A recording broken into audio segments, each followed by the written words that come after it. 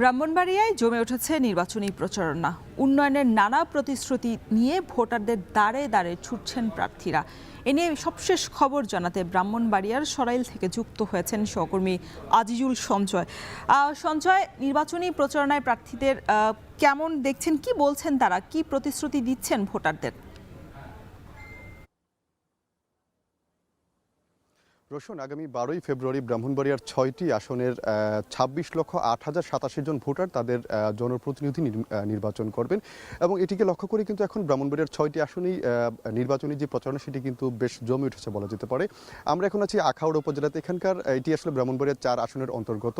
এখানে বিএনপি, জামায়াত সহ মোট বেশ কয়েকজন প্রার্থী এখানে কিন্তু প্রতিদ্বন্দ্বিতা করছেন এবং সবারই কিন্তু বেশ জমজমাট তাদের প্রচারণা চলছে। প্রতিদিন আসলে সকাল থেকে রাত পর্যন্ত প্রার্থীরা উঠান বৈঠক, জনসভা বা গণসংযোগ দিয়ে কিন্তু তাদের প্রচারণার যে ব্যস্ত কাজ সেটি তারা করছেন। Amrapali fruit syrup, real magic in every drop.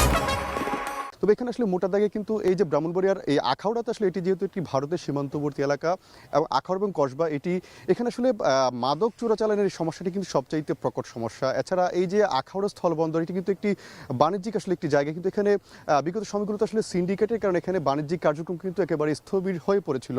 তবে এই এখানকার যারা বাসিন্দা আছেন তারা কিন্তু বলছেন যে এই বন্দরটিকে আরও আগের মতো চাঙা করে এখানে কিন্তু ব্যাপক মানুষের কর্মসংস্থান তৈরির পাশাপাশি এই যে ভারত থেকে এই যে সীমান্তবর্তী এলাকা দিয়ে যেই পণ্য বা মাদক চোরাচালানো হয় সেটি বন্ধের জন্য কিন্তু তারা আসলে প্রতিশ্রুতি চাচ্ছেন প্রার্থীদের কাছ থেকে। এবং একটু জেনে রাখি রৌশন, ব্রাহ্মণবাড়িয়ার 6টি আসনে কিন্তু মোটা দাগে এখানে যে সমস্যা সেটি হচ্ছে যে ব্রাহ্মণবাড়িয়াতে প্রার্থীরা এবং ভোটাররা আসলে যেই ধরনের চাওয়া বা প্রতিশ্রুতি দিচ্ছেন প্রার্থী, সেটি হচ্ছে যে এখানে ব্রাহ্মণবাড়িয়াতে একটি মেডিকেল কলেজ ও হাসপাতাল, একটি পাবলিক বিশ্ববিদ্যালয় এবং ব্রাহ্মণবাড়িয়া থেকে ঢাকা রোডে যেহেতু আসলে এখন সড়ক পথের অবস্থা একেবারেই ভয়াবহ, অর্থাৎ বিভিন্ন জায়গাতে যে উন্নয়ন কাজ যেগুলো চলছে সেটি আসলে বিলম্বিত হওয়ার কারণে কিন্তু সীমাহীন দুর্ভোগ পোহাতে এই ঢাকা, চট্টগ্রাম সহ বিভিন্ন জায়গাতে ব্রাহ্মণবাড়িয়ার যে বাসিন্দা যারা আসলে যাতায়াত করেন, সেক্ষেত্রে তারা আসলে খুব সহজে এই ব্রাহ্মণবাড়িয়া থেকে তারা ঢাকায় যাওয়ার জন্য একটি নতুন আন্তনগর এবং একটি কমিউটার ট্রেন কিন্তু তারা চাচ্ছেন। এছাড়া বিদ্যমান যে ট্রেনগুলো আছে ব্রাহ্মণবাড়িয়া থেকে যেগুলো আসলে যাত্রা বিরতি করে, সেগুলোর তারা কিন্তু আসন সংখ্যার বৃদ্ধির দাবি করছেন। এছাড়া যে শিক্ষা বা স্বাস্থ্য খাতের কিন্তু ব্যাপক উন্নয়ন তারা চান এবং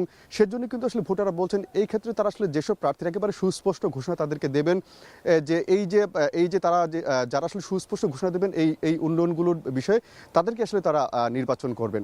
তো রোশন, আমার কাছে এই ছিল এই আখাউড়া থেকে এখানকার সর্বশেষ।